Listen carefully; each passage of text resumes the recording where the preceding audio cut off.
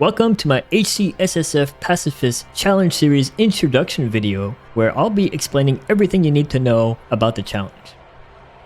So first, let's define what a pacifist is. Pacifists are essentially the opposite of a regular character, where you would go and target something and hit it or kill it. With a pacifist, you must rely on indirect combat to get your goals accomplished. So what are the goals of the challenge itself? What are we trying to do? It's quite simple. We're trying to beat the campaign, so Bale, on all difficulties with all character classes. Let's talk about the rules. We'll first start by going over what we're not allowed to do. That'll be easier. No offensive skills or spells. Anything designed to directly cause harm is forbidden. On the Sorceress, that would look like Firewall, Frost Nova, Frozen Orb, and even some less obvious ones like Blaze. You get the idea.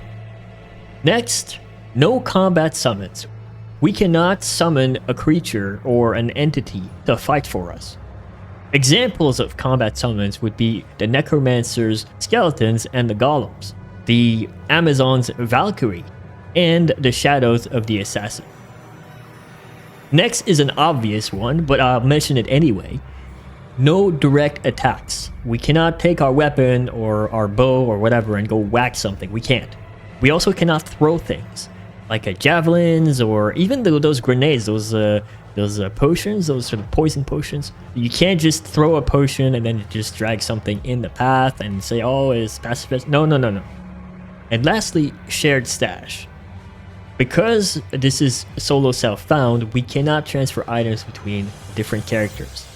What we can do though is if we have an instance of stash overflow where we have too many of items and we don't want to throw them away, we are allowed to put them in different stash, but we cannot take anything out of the other tabs. Now let's go over what we can do. The Mercenary. I'll allow the use of the Mercenary only because it's not really a summon, it's more like a product, an item that you purchase from a vendor. Yes, you have to gear it, yes, it's an entity, yes, but I think that we need him, that it's essential to most Diablo 2 gameplay, and it's technically not something you summon, so it's fair. Next, auras. Paladin auras are permitted, regardless of the type. So defensive, offensive, who cares? If it's an aura, you can have it, no problem. CTC, chance to cast.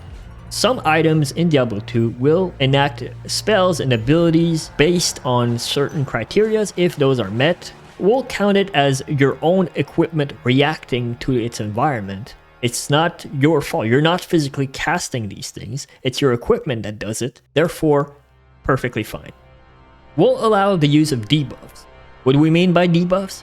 The Sorceress's static field, the Barbarian's battle cry, or taunts. These are all spells and abilities that will reduce the stats of the monsters. We'll allow the use of defensive spells or skills. So unlike offensive spells or skills, defensive spells or skills are designed to protect you or buff you. An example of that is the chilling armor from the Sorceress. Yes, it does deal damage, it's true. The main purpose of it is to raise your defense. That's a defensive spell. Blade Shield from the Assassin, defensive spell. It's a shield. We'll allow the use of buffs. So unlike debuffs, buffs will improve the stats of yourself and your party. We're looking at Battle Command, Battle Orders, Shout from the Barbarian, Enchant from the Sorceress, anything like that. Utilitarian abilities. In Diablo 2, there are abilities that don't really fall into offensive or defensive, but are still useful. Teleport is a movement skill that is arguably a staple and the most valuable skill in this game, but it doesn't have any offensive or defensive properties to it. We'll even allow the use of offensive abilities if used within the context of utility. Corpse Explosion to clear corpses. Charge to move quickly. Leap attack to jump over a deep chasm. In this challenge, you are free to use any shrine that you want. If it's a shrine, you can click it, go ahead, don't worry about it. And lastly, player count manipulations. So in multiplayer, the game's difficulty varies based on how many players are in the game. You can replicate this in single player by typing a command in the chat.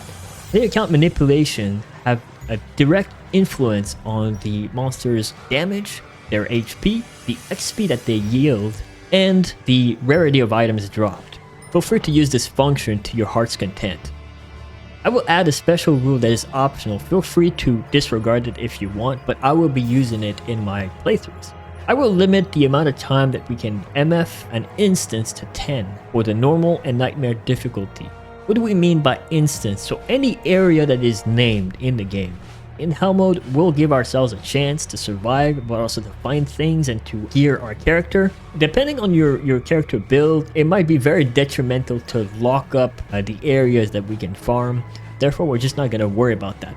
Alright, so hopefully that clears everything up. If you have any questions, feel free to ask. Enjoy!